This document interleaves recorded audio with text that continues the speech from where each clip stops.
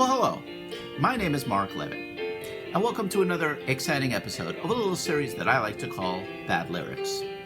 Today, my feature and focus is the music of Jewel. That's right, Jewel. Pop singer-songwriter Jewel. So let's begin.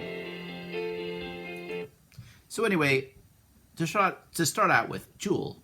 What a presumptuous name, right? I mean, like, her parents named her Jewel. It's like, yeah, I'm naming my daughter Amethyst. I'm naming my other daughter Mazza, after the Maserati, the deluxe luxury car. Jewel, because my daughter is so precious. I'm naming my son Gold Bond, after the deluxe anti-itch powder. It's like, what the hell, man? Her name is Jewel Kilcher. It's a real name.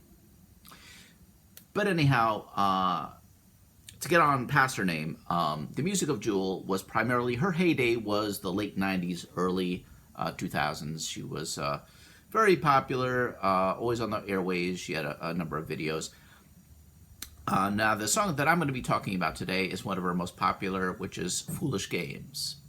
Now, I actually like the tune. I like how she sings the tune. But if you pay attention to the lyrics, the whole song is just basically one giant overreaction. It just sounds like some rant against some guy who's playing crazy mind games. But I've read the song now several times, and I've yet to actually experience anything that the guy does that's that big a deal. I've tried to interpret it several ways. Now, I'm not going to sit here and say the guy is Jesus Christ reincarnated, but he just seems like, an average, everyday guy. Nothing to get upset about. Nothing to create such a diatribe of like, this guy's driving me crazy with these mind games. It just doesn't equate. So anyway, I don't find anything wrong with the dude, but we'll read the lyrics and see if you agree or disagree. Okay? I'll be fair about it. Anyhow, let's dive in. To begin with the first line. You took your coat off, stood in the rain. You're always crazy like that. Okay. I mean, yeah, he's batshit. Taking his coat off in the rain. I mean, get this guy some Klonopin. I mean, what next, man? Is he going to remove his galoshes? Then all hell will break loose, I mean, we all know that taking off your coat in the rain is just a few steps shy of madness, don't we? We all know that. I mean, this guy, my man, is getting less comfortable out here in the rain. He's taking off his coat, taking off his galoshes. He's going to pull down his hood. I mean, get him to the rubber room now. I mean, the guy's just way uncomfortable standing out there in the rain. Utter madness. That's what Jewel would have you believe anyway. Let's go on. As I watched from my window, always felt like I was outside looking in on you. Whoa. See what she did there? She switched perspectives totally. She was inside, all right. But she felt this dude was actually on the inside looking outside. Okay. See that inside outside duality? You see that? See what she did there? I mean, that's some heavy motherfucking shit right there, right? Jewel really took us on a ride there. I mean, she's doing some real deep observations. She wrote them down on a piece of paper, man. I mean, she expressed herself in words, man. The written word, man. Let's go on. You're always the mysterious one with dark eyes and careless hair. All right, now, considering 90% of the world has dark eyes, and not everyone uses hair product on their hair, I mean, that's just normal. I don't see what's so mysterious about that. I really don't. I don't get why she's concocting this kind of mystery out of this guy. Seems pretty commonplace to me, right? Dark eyes, check. Unkempt hair, check. Yeah, I'm so mysterious, aren't I, Jewel? All right, let's go on. You were fashionably sensitive, but too cool to care. Now, I'm not really sure what Jewel means in this line. I've read it several times. I mean, is Jewel saying he was sensitive about fashion? That he paid attention to fashion? Or fashionably sensitive, meaning that he was sensitive because it was in fashion to to be sensitive personality-wise. I'm not really sure. I don't know. Maybe Jewel gives some kind of a Q&A after she sings this song live. I really don't know. Maybe, to clarify, tie up any loose ends. But we're checking into. Let's go on. You stood in my doorway with nothing to say besides some comment on the weather. All right. So now Jewel said this guy already took his coat off in the rain.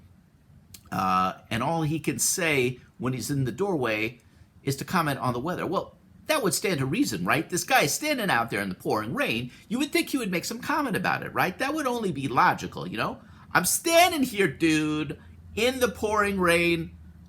I'm just gonna disregard it. It just doesn't make sense. Normally, it's customary to bitch about the weather, isn't it? Most people enjoy doing that. It's a pastime for a lot of us. So this guy just made some comment about the weather, and she was like, "Oh my God, this guy's like an impenetrable force of nature. I don't know what to make of him at all."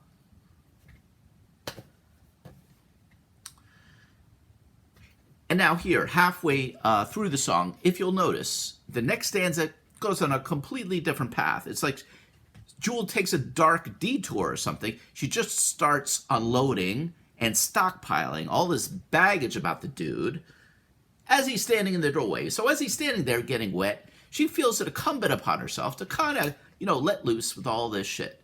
Let's listen to it. Well, in case you failed to notice, in case you failed to see, this is my heart bleeding before you. This is me down on my knees. I mean, this guy's just like overhearing Jewel unpacking all this crazy shit as he's standing in the doorway. I mean, he's like, whoa, man, what the hell is this, right? My heart is bleeding before you. It's like, Jesus, over dramatic much? It's like, oh my God, he's the one out there getting drenched in the rain. If anybody should be miserable, it's this guy, not Jewel standing there, in a warm house, bitching about some all these crazy hallucinations she has about this guy. These foolish games are tearing me apart. You're tearing me apart, Lisa! Tearing me apart! And your thoughtless words are breaking my heart. You're breaking my heart. What thoughtless words? Did I miss something? What the hell is she talking about? I mean, she said in the previous stanza, all this guy talked about was the fucking weather. What is she? Some kind of weather phobic? What the hell is she going nuts for? The guy just mentioned it with the weather, and she's like, you're tearing me apart. You're tearing me apart. You spoke about barometric pressure? Oh, that's... I don't know. I don't know. It's like, what the hell? How do these guys talk about the weather break her heart? I'd like to know that. All right, let's go on. The next stanza goes, you're always brilliant in the morning. So now she switches gears for some reason. She goes, you're always brilliant in the morning, smoking your cigarettes and talking over coffee. Your philosophies on art, Baroque moved you. You loved Mozart, and you'd speak of your loved ones as I clumsily strum my guitar. I don't know.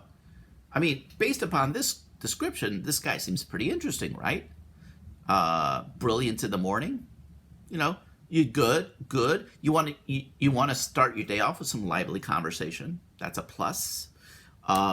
Smoking cigarettes, talking over a coffee, unless she doesn't like smoke. She doesn't like the secondhand smoke. I don't see a problem. Had philosophies on art. I mean, not many dudes have philosophies on art.